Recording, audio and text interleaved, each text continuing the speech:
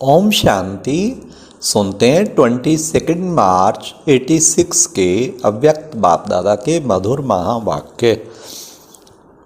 आज की मुरली का टाइटल है सुख शांति और खुशी का आधार पवित्रता। आज की मुरली में बाबा ने हर एक बच्चे के अंदर क्या दृढ़ संकल्प है। दूसरा, कौन से 5 सव की नॉलेज बाप दादा ने बच्चों को प्रदान की है। तीसरा, सारे विश्व के आगे कौन सी बात आप बच्चे चैलेंज करते हो। लास्ट, बेगमपुर के बादशाहों की कौन सी बात न्यारी है। तो सुनते हैं 22 मार्च 86 की मुरली। सुख शांति और खुशी का आधार पवित्रता। आज बाप दादा अपने चारों ओर के सर्व होलीनेस और हैप्पीनेस बच्चों को देख रहे हैं। इतने बड़े संगठित रूप में ऐसे होली और हैप्पी दोनों विशेषता वाले इस सारे ड्रामा के अंदर और कोई इतनी बड़ी सभा व इतनी बड़ी संख्या हो ही नहीं सकती। आजकल किसी को भल हाईनेस व होलीनेस का टाइटल देते भी हैं, लेकिन प्रत्यक्ष प्रमाण रूप में देखो तो वह पवित्रता महानता दिखाई नहीं देगी। बाप दादा देख रहे थे इतनी महान पवित्र आत्माओं का संगठन कहाँ हो सकता है।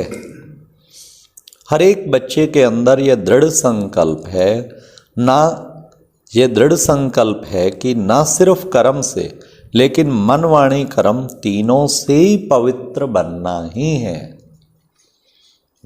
तो ये पवित्र बनने का श्रेष्ठ दृढ़ संकल्प और कहाँ भी रह नहीं सकता, अविनाशी हो नहीं सकता, सहज हो नहीं सकता। और आप सभी पवित्रता को धारण करना कितना सहज समझते हो, क्योंकि बाप दादा द्वारा नॉलेज मिली और नॉलेज की शक्ति से जान लिया कि मुझ आत्मा का अनादि और आदि स्वरूप है ही पवित्र। जब आदि अनादि स्वरूप की स्मृति आ गई तो यह स्मृति समर्थ बनाए सहज अनुभव करा रही है। जान लिया कि हमारा वास्तविक स्वरूप पवित्र है, यह संग दोष का स्वरूप अपवित्र है। तो वास्तविक को अपनाना सहज हो गया ना।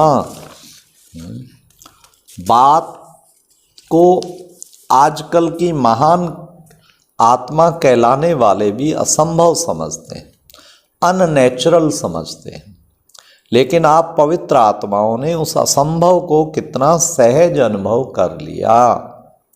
पवित्रता को अपनाना सहज है व मुश्किल है। सारे विश्व के आगे चैलेंज से कह सकते हो कि पवित्रता तो हमारा सब स्वरूप है। पवित्रता की शक्ति के कारण जहाँ पवित्रता है वहाँ सुख और शांति स्वतः ही है। पवित्रता फाउंडेशन है। पवित्रता को माता कहते हैं और सुख शांति उनके बच्चे हैं। तो जहाँ पवित्रता है वहाँ सुख शांति स्वतः ही है। इसलिए हैप्पी भी हैं, कभी उदास हो नहीं सकते, सदा खुश रहने वाले। जहाँ होली हैं तो हैप्पी भी जरूर है।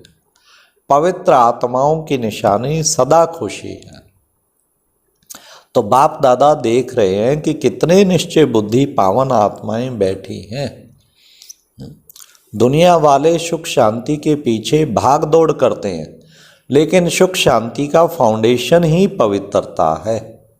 उस फाउंडेशन को नहीं जानते, इसलिए पवित्रता का फाउंडेशन मजबूत ना होने के कारण अल्पकाल के लिए सुख व शांति प्राप्त होती भी है, लेकिन अभी अभी है और अभी अभी नहीं है।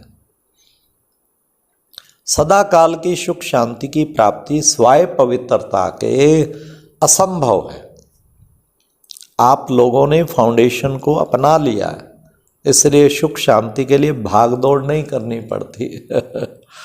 सुख शांति पवित्र आत्माओं के पास स्वयं स्वतः ही आती है। जैसे बच्चे माँ के पास स्वतः ही आ जाते हैं ना, हाँ, तो कितना भी अलग करो फिर भी माँ के पास जरूर आएंगे। तो सुख शांति की माता है पवित्रता। कितना सुंदर बात बाबा ने कही। हाँ, ऑटोमेटिकली दूर भी करो तो भी नहीं, वो स्वतः ही आएंगे सुख शांति तो, क्योंकि हमने पवित्रता माता को अपनाया हुआ है। बस पवित्रता अगर बीच में कहीं भी कमी आई फिर सुख शांति दूर भाग जाएगा। सुख शांति सदा तब रहेगा जब प्योरिटी पूरी 100% होगी। जहाँ पवित्रता है वह सुख शांति खुशी स्वतः ही आती है। तो क्या बन गए? बेगमपुर के बादशाह। इस पुरानी दुनिया के बादशाह नहीं, लेकिन बेगमपुर के बादशाह। यह ब्राह्मण परिवार बेगमपुर अर्थात सुख संसार है। तो इस सुख के संसार बेगमपुर के बादशाह बन गए।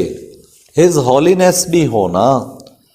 आज ताज भी है, तख्त भी है, बाकी क्या कमी है? कितना बढ़िया ताज है। लाइट का ताज पवित्रता की निशानी, और बाप दादा के दिल तख्त नशीन भी हो। तो बेगमपुर के बादशाहों का ताज भी न्यारा और तख्त भी न्यारा है। बादशाही भी न्यारी तो बादशाह भी न्यारे हो। आजकल की मनुष्य आत्माओं को इतनी भाग दौड़ करते हुए देख बाप दादा को भी बच्चों पर तरस पड़ता है। कितना प्रयत्न करते रहते हैं। प्रयत्न अर्थात भाग दौड़, मेहनत भी ज़्यादा करते, लेकिन प्राप्ति क्या? सुख भी होगा तो सुख के साथ कोई ना कोई दुख भी मिला हुआ होगा, और कुछ नहीं तो अल्पकाल के सुख के साथ चिंता और भय, ये दो चीजें तो हैं ही हैं।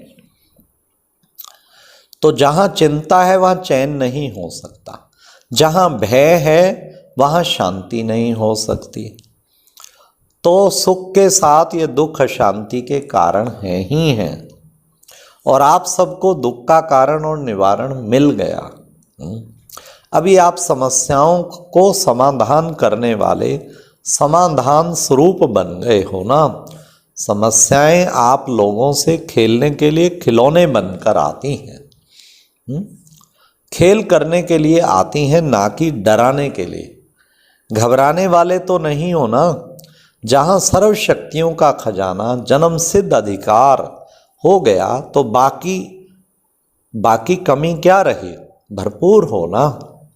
मास्टर सर्वशक्तिवान के आगे समस्या कोई नहीं। हाथी के पांव के नीचे अगर चींटी आ जाए तो दिखाई देगी क्या? तो ये समस्याएं भी आप महारथियों के आगे चींटी के सवार। वाह वाह वाह। खेल समझने से खुशी रहती, कितनी भी बड़ी बात भी छोटी हो जाती। जैसे आजकल बच्चों को कौन से खेल कराते हैं बुद्धि के, वैसे बच्चों को हिसाब करने दो तो तंग हो जाएंगे, लेकिन खेल की रीति से हिसाब खुशी खुशी करेंगे। तो आप सबके लिए भी समस्या चींटी समान है ना। जहाँ पवित्रता सुख शांति की शक्ति है वहाँ स्वप्न में भी दुख शांति की लहर आ नहीं सकती। शक्तिशाली आत्माओं के आगे ये दुख और अशांति हिम्मत नहीं रख सकती। और आगे आने की पवित्र आत्माएं, सदा हर्षित रहने वाली आत्माएं सदा स्मृति में रखो। अनेक प्रकार की उलझनों से भटकने से दुख शांति की जाल से निकल आए, क्योंकि सिर्फ एक दुख नहीं आता है, लेकिन एक दुख भी वंशावली के साथ आता है। तो उस जाल से निकल आए। ऐसे अपने को भाग्यवान समझते हो ना। आज ऑस्ट्रेलिया वाले बैठे हैं। ऑस्ट्रेलिया वालों की बाप दादा सदा ही तपस्या और महादानीपन की विशेषता वर्णन करते हैं। सदा सेवा की लगन की तपस्या अनेक आत्माओं को, आप तपस्वी आत्माओं को फल दे रही है। धरनी के प्रमाण विधि और वृद्धि दोनों को देख बाप दादा एक्स्ट्रा खुश है। ऑस्ट्रेलिया है ही एक्स्ट्रा ऑर्डिनरी। त्याग की भावना सेवा के लिए सभी में बहुत जल्दी आती है। इसलिए तो इतने सेंटर्स खोले हैं। जैसे हमको भाग्य मिला है ऐसे औरों का भाग्य बनाना है। दृढ़ संकल्प करना ये तपस्या है। तो त्याग और तपस्या की विधि से वृद्धि को प्राप्त कर रहे हैं।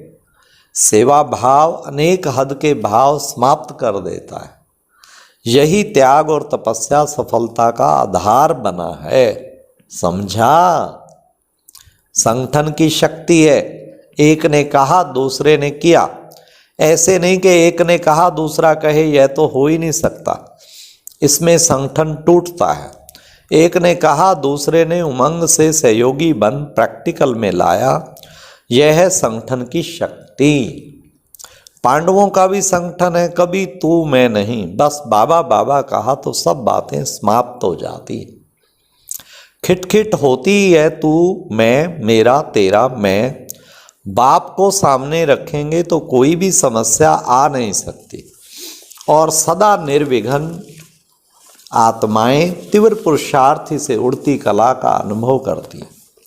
बहुत काल की निर्विघ्न स्थिति मजबूत स्थिति होती है। बार बार विघ्नों के वश जो होते उनका फाउंडेशन कच्चा हो जाता है। और बहुत काल के निर्विघ्न आत्माएं फाउंडेशन पक्का होने के कारण स्वयं भी शक्तिशाली, दूसरों को भी शक्तिशाली बनाती है। कोई भी चीज टूटी हुई चीज को जोड़ने से वह कमजोर हो जाती है। बहुत काल की शक्तिशाली आत्मा, निर्विघ्न आत्मा अंत में भी निर्विघ्न बन पास विद ऑनर बन जाती है, फर्स्ट डिवीजन में आ जाती है। तो सदा यही लक्ष्य रखो कि बहुत काल की निर्विघ्न स्थिति का अनुभव अवश्य करना है। ऐसे नहीं समझो विघ्न आया मिट तो गया ना, कोई हर्जा नहीं, लेकिन बार बार विघ्न आना और मिटाना, इसमें टाइम वेस्ट जाता है, एनर्जी वेस्ट जाती। वे टाइम और एनर्जी सेवा में लगाओ तो एक का पदम हो जाएगा। इसलिए बहुत काल की निर्विघ्न आत्माएं विघ्न विनाशक रूप से पूजी जाती हैं। विघ्न विनाशक टाइटल पूज्य आत्माओं का है। मैं विघ्न विनाशक पूज्य आत्मा हूँ। इस स्मृति से सदा निर्विघ्न बन आगे उड़ती कला द्वारा उड़ते चलो और उड़ाते चलो। समझा? अपने विघ्न विनाश तो किए, लेकिन औरों के लिए विघ्न विनाशक बनना है। देखो आप लोगों को निमित्त आत्मा भी ऐसी मिली है, निर्मला डॉक्टर, जो शुरू से लेकर किसी भी विघ्न में नहीं आए, सदा न्यारे और प्यारे रहे। थोड़ा सा स्ट्रिक्ट रहती है, यह भी जरूरी है। अगर ऐसी स्ट्रिक्ट टीचर नहीं मिलती तो इतनी वृद्धि नहीं होती। यह आवश्यक भी होता है, जैसे कड़वी दवाई बीमारी के लिए जरूरी होती है ना। ड्रामानुसार निमित्त आत्माओं का भी संग तो लगता ही है, और स्वयं आने से ही सेवा के निमित्त बन गए तो ऑस्ट्रेलिया में आने से सेंटर खोलने की सेवा में लग जाते। यह त्याग की भावना सारे ऑस्ट्रेलिया और जो भी संपर्क वाले स्थान हैं उनमें उसी रूप से वृद्धि हो रही है। अच्छा, बाप दादा का बहुत बहुत याद प्यार और नमस्ते। ओम शांति। ये एक प्रेरणादायक वीडियो है, जरूर देखें, कोई भी मिस ना करे।